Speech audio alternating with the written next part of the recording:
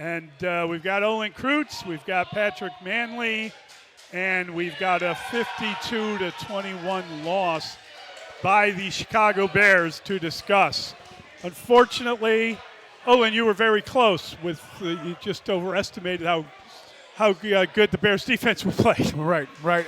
It's when you watch their film, when you watch the mistakes, when you watch the penalties, when you watch the execution, when you watch the details, when you watch the way they play in the fourth quarter against the Vikings. If they took that game to the Detroit Lions, you thought to yourself, well, now I know why they're 6.5-point underdogs. Now I know why there's a chance they could get blown out in Detroit. And I was telling, we talked about a pregame. I thought they would get blown out. I told some people last night, I think they'll get blown out, and everybody kept looking at me like, why do you think that, Pat? And here's the deal. The film talks to you. Mm-hmm. And when you look at the film, and we saw the penalties again today, and we saw the execution problems again today, we saw the coverage problems, and we saw the lock pass rush, we saw the miscommunication, we saw the coaches not on the same page. We saw everything that we thought we saw in the fourth quarter, and the Detroit Lions took it to the Chicago Bears, put up 50 points. The thing you think about, Pat, is eventually they got we talked about this for years, right? Like the people at Hallis or whoever run it, get in a room somewhere. Like you're not doing the things the right way. Yep. Something's not working with what we're doing here. It's getting frustrating, right? I think they're 1-12 in their last 13 games, right? I mean, I was going to do the math on their last 5 years, but why waste my time? Oh. It has not been good, right? They have not won. Look, again, I think after this game, the Cowboys just fired Eberflus for what happened in this game, right? Because it must be his fault somehow here. Mm-hmm. Wow. Right? So eventually everybody in that building, guys, what you're doing doesn't work, right? And look, dude, you have to grow through a young coach, and we can all see that. Yes. But this was a blowout from a team that just got blown out. Yes. 73 points in the last 5 quarters. 73 points. I mean, this is the NFL. This isn't like playing an FBS school and an FB, whatever those, the different sub-league. I mean, just to say it bluntly, the Bears suck. It's terrible. The way they look the last 5 quarters, that's bad football. You just lost a division opponent by 31 points. You were all excited for the reunion of Ben Johnson going back up there. Yes. Let's see what this offense can do. Can they put up points? They've lost their defensive coordinator. Obviously, Ben Johnson, their offensive coordinator, is now the head coach of the Bears. You go up there and you show a game that looks like that. That's a bad football team. I mean, we had Mike Brown. He would come to us and say, I think he said it to the media, we suck. And that's kind of what they look like. They did. I mean, they gave up 52 points. I mean, it was a god-awful game. It's just funny because you sit here, we're all sitting across each other watching the game. We're all taking notes. And then there's a point in the game we just look at each other and we just kind of push our iPads, our notepads away. Yeah, and we're like, well, preseason. Game's over. What are we going to talk about? Mully, you know what pissed me off? And I don't know if everybody else feels this way. I understand. I mean, they can tell me they're going to try to keep Caleb healthy. Yeah. Let him go out there and play. Let him get reps in the offense, right? Like I don't want to see Bagent. Mm-hmm. I don't. I don't think Bagent is your guy. So I want to see Caleb. I thought he played. I thought he crazy enough. I thought he looked better today. I did. I don't argue that. And here's the thing for me, Pat, and I wonder what you felt about this. If starters were on the field, I did not want to come off the field. No, you never did. I did not want to come off the field. I want to be out there with my guys. And I'm sure Caleb did too. So I don't know whose idea. I'd like to get a reason for taking Caleb out there. Well, I think the reason is they could not protect him. Mm-hmm. They could no longer protect him. Hold on, Mully. But you mean you can't protect against their second defense? They had their backups in basically the whole second half. And I'm not going to blame Braxton Jones, or I'm not you going should. after. He can't. But I mean, they knew what his issues were, right. And they knew that he had an injury, and they knew he wasn't going to be able to play. They saw the tape of him. Right. Mm-hmm. That's why I can't blame the player, because they created a guy to try to compete with him. They drafted 2 guys to compete with him, neither of whom was a non-scratch today.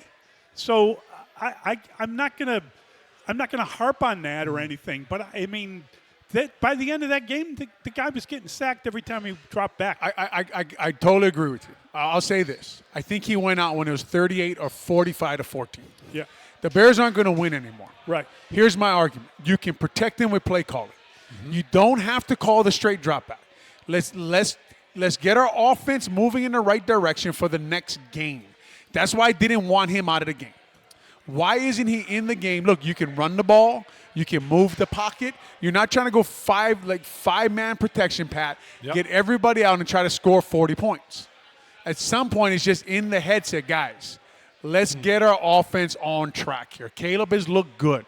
Let's not take him out of the game. He needs, what do we keep saying? He needs reps to get better in this offense. Yes. Right? To me, it's like short-sighted again. It's a management problem on Ben Johnson's part. Yes. Right? Like is no one else on the, like when he tells the O-line coach or whoever, let's take Braxton out. Let's take Caleb. Don't you think we should try to get a rhythm for next week? Yeah. It's a great point. Script it like a practice. Yeah. You know what I mean? Have it It's a great scripted like point. a practice. It Just looked make like sure- it. The Lions scripted it like a practice. Yeah. Against with their cards on the cards against The bad Lions team. had 511 yards. Yeah. Yeah, what I are the mean, stats? I didn't even look at that. what? How bizarre is 52 points. Didn't score off a fumble and didn't score off the fourth down Yes. stop. Yeah. If they would have got points off of takeaways, that? Oh my God! oh my goodness. I mean, you know, the Bears were in that game right up to the final seconds of the first half. It was 21-14 with them getting the ball to open the second half, and they allowing that touchdown. All of a sudden, it's 28-14. All of a sudden, you know, they're not getting. I mean, it was ridiculous given an interception, a fumble, the first of two failed fourth downs. How about new rule? Don't attempt a fourth down until you can make first downs. But quarterback sneaking for a half yard and you don't That's get bad. it. Right? On third down and a fourth down. Third and fourth. It's just not good. It's just when you watch this team, Pat, right now, right? It's like searching for an identity, right? Searching for someone, and it looked like Caleb had them rolling on all the defense, man. They couldn't stop the Lions all day. Do you think the Lions took personal last week that how much they missed Ben Johnson? They dropped 52 on you and said, we don't miss him much. Yeah. Right? And that's the NFL. And that's the competitive nature of the NFL. And I'm sure Ben Johnson wants to come on and prove to you that they will miss him eventually. But today the Lions made a statement. And you could see them that they were going to run the score up as much as they could. It was play action and crossers and shots from the beginning. And once Jalen went out, once he got hurt, man, they could not cover these guys. Whether it was Williams, Amon-Ra St. Brown, Laporta, misdirection, sneaking guys out into the flat. The Bears kept dropping coverage. And Dennis Allen, just as much as we mentioned him in the offseason, how excited we were to see his defense. They got beat up today, Pat. Yeah, you know, you go from week one in Detroit. We talked to Lomas Brown in the pregame. You know, were the Lions that bad, or were the Packers that good? And then we talked about the improvements some teams make from week one to week two, and we were hoping the Bears would make that jump and the Lions wouldn't. Well, the Bears didn't make that jump, and the Lions obviously did. They took that week one loss to the Packers to heart, and they said, no, we are a good football team. We do have this talent. We're going to figure this out. And they put it on our Bears. They put it on it bad, and they embarrassed them. I mean, that's one where you go in the locker room, you just kind of have your head down, and you almost ask coaches, please don't show the tape tomorrow. I don't want to see this, but they're going to have to. I mean, it was an ugly game that, you know, I wasn't expecting to see 52 points put up on this Bears defense. I wasn't expecting that at all, especially after what I saw the offense look like for the Lions last week against the Packers. But the Lions bounced back and showed, hey, we are a damn good football team. And unfortunately, the Bears were in the way, and they didn't step up for it. Waiting for some young guys, right? We talked about in the pregame show, some young guys to rise up and become Pro Bowl players, difference makers.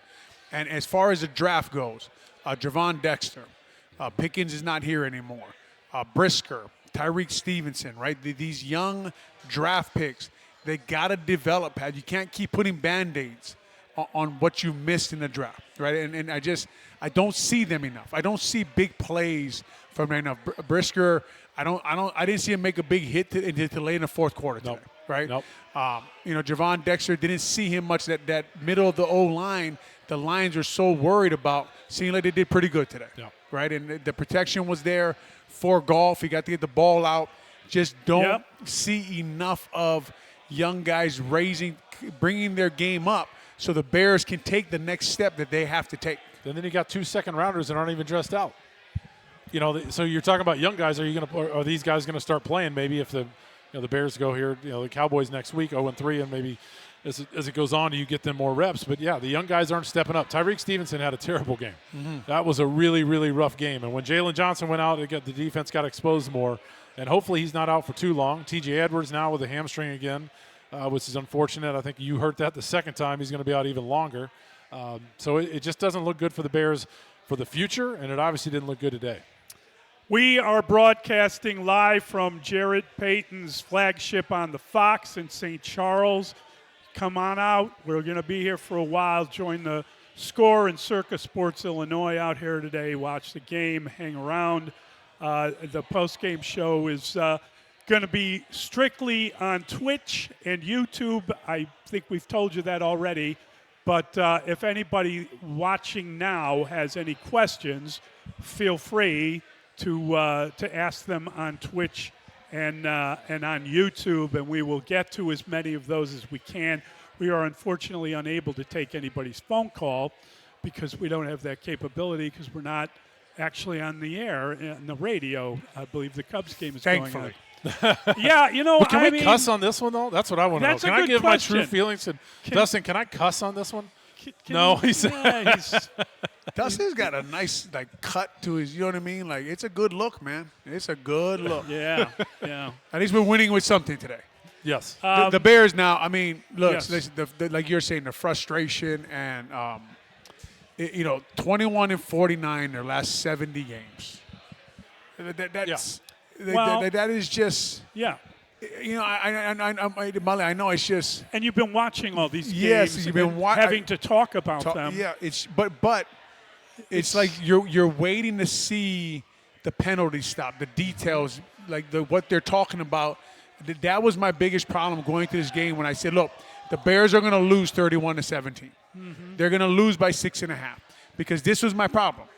When I turned the film on, that's what I saw. And Mannelly, what we always say in the NFL, what's on film doesn't lie to you. It doesn't. Right? And this guy don't lie. And me and you have been doing analyst work for a while, and we tell people all the time, I don't really care what you have to say. I don't want to talk. You know the coaches and players in the building? Yes. If you talk to them, they'll lie to you. Oh, yeah. I don't want to talk to them. I just look at the film and say, look, this is what I saw. And that's what I saw from this team that told me all offseason that they concentrated on details, intensity, and setting a standard. That's what they told me all offseason. And physical football, right? And going into the first week, everybody talks about how intense the new head coach was. Yes. I don't see it. No, I mean, I don't see it on your film. No, and then you go last week. 12 penalties, right? So and then today was an improvement. 7. They had 8. Was it 8 penalties for 50 yards? Yeah, 8 for 50 yards. After having what? A But they dozen? improved, Mully. They improved. Well, yeah. Well, they shaved 4. They got a third of the. No. Yeah, but Olin, you're right. You're talking about the video. I love when the All-22 comes out because that's the real story. It's not what they talk about in post-game. It's not what they talk about during the week. It's the All-22 when you get the coaches' film and you can really break it down to see what they're doing and what they're doing wrong. Yeah, and halftime you're waiting for that 2-for-1, but they come right back and score. Yeah, exactly. Right, they come right back and score and make it 28-14. Well, you said it when they scored that touchdown. There were 4 minutes left, and it's like get a touchdown before the half, and then you get the ball coming out. And you said they scored too early. And I mean, I hate to say that, yeah, they scored too early, but guess what?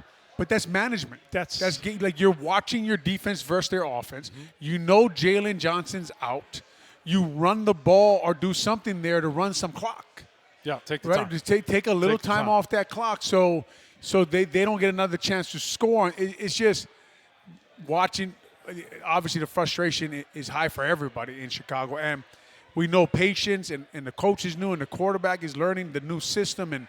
But right now, man, this is not a very good football team on film. And you just said it. They had 2 players come back from injury that were unable to play a week ago, and it's Jalen Johnson, who is maybe their best defensive player, and T.J. Edwards. And T.J. had missed the game with a hamstring. Guess what? He left this game with a hamstring. And I believe that Jalen Johnson missed the opener with a groin injury and a calf injury. They had a groin calf. I don't know how those two things are related, but he left with a groin. So now you're talking Yeah, when's the bye week? Fifth week of the Fifth week. season? First week in So, October. So are we going to see these guys again I don't until know. after the bye week? I mean, I don't know. Well, it's also an indictment on the strength staff or the training staff Well- when you have that many soft tissue injuries coming into a season. You know, you always true. when you try to get through the preseason, you want to be Yeah. as healthy as you can for week one. But unfortunately, the Bears are missing a lot of starters. You got Kyler Gordon out as well. Yes. So you've got a lot of guys with soft tissue injuries that, you know, that's the entire staff. That's not just coaching. That, you know, the training staff and the weight staff is important as well. And you need to get guys healthy and to be able to last for a long season, and they can't even start the season. Yeah, the secondary is depleted, right? And Yes, it it looked is. depleted today. Yeah. After the Lions are going after them, we talked about going into the game. We talked about all the Bears' weapons, and then you looked at the Lions' depth chart, and you went through Williams and Amon-Ra St. Brown and Laporta and Montgomery and Gibbs, and you're like Khalif Raymond, and you're like, wow, they got some guys over there too, right? Did Williams just score another touchdown? Man, yeah. Well, how about That this? guy, free When- release, when- running down the field. When wide Lomas open. Brown told us in pregame Yes. that Morton wants to stretch the field, Yes. he's the first name you thought of. Yes. Right, when he said, oh, look, we all know Coach Morton wants to stretch the field, and I think he mentioned Williams, He did. right? And Yes, he so did. that is a thing when you watch today, Dennis Allen, he was trying to find, man, and then he went to zone and just trying to find anything. And it's just eventually, guys, like the players, you have to communicate out there. You got to get guys covered. We got to get things right? We got to we've been through a lot of coaches here now. So we have to eventually take responsibility for what is going on the field. I mean, Jamison Williams had 2 catches for 108 yards. One, the long of 64, the average 54 yards. Right. Amon-Ra St. Brown had 9 receptions, 115, averaged 12.5, 3 TDs Wow. with a long of 34. So you're right. Wow. They stretched the field. And they realized, there was a one Nation Wright. Looks like him and Brisker, miscommunication. Yep. Jamison Williams wide open for another touchdown. So there's a lot of problems going on. And, we praised Nation Wright last week with a pick 6, but Yeah. there was a reason why he was on somebody's practice squad last year. Yeah. And then we're saying, okay, we found another corner. I don't know if we have. He made a lot of mistakes today. Tyreek Stevenson didn't play well either, but you do have to give credit to the Lions. They had a heck of a year last year. They are a good football team. I was kind of shocked the way they played against the Packers. I'm going back to that game, but they came out and they showed they're a pretty darn good team, and that they're Super Bowl potential worthy with that talent they have.